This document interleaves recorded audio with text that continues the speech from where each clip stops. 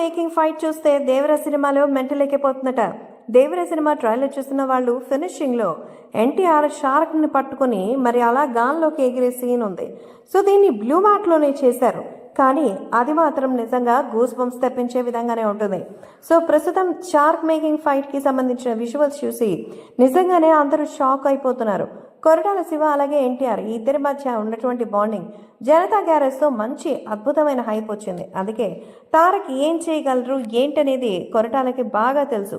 అందుకే కొరటాలతో ఏం చేయించడానికైనా సరే ఎన్టీఆర్ సైతం ఫిక్స్ అయిపోయారు. సో ఇప్పుడు ఒక సముద్ర తీర ప్రాంతంలో సముద్రంలో జరిగే అన్యాయాలు ఎదిరించే ఒక దేవర, మరి భయపడేటువంటి స్వరూపంలో కొడుకుగా వర అనే క్యారెక్టర్స్ని సృష్టించారు.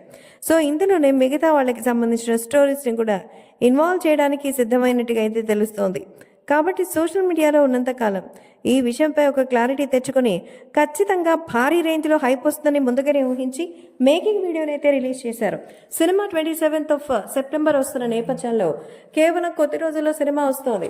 ఇక 1.5 వారం మాత్రమే ఉంది. కాబట్టి సినిమాని భారీగా ప్రమోట్ చేయడానికే సిద్ధమయ్యారు. అందులో భాగంగానే మేకింగ్ వీడియోని రిలీజ్ చేయగా అది కూడా పిచ్చ హైప్ తీసుకొచ్చింది.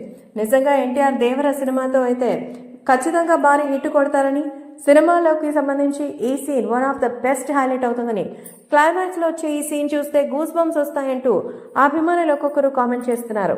మేకింగ్ వీడియోలోనే ఇలా ఉంటే బిగ్ స్క్రీన్ మీద తారక్ నట విశ్వరూపం చూసి ఈ షార్క్ ఫైట్ థ్రిల్ అవ్వాల్సిందేనని, తెలుగు సినిమా చరిత్రలో ఇంత భారీ యాక్షన్ సీన్ ఎక్కడా ఉండదంటూ చెప్తున్నారు.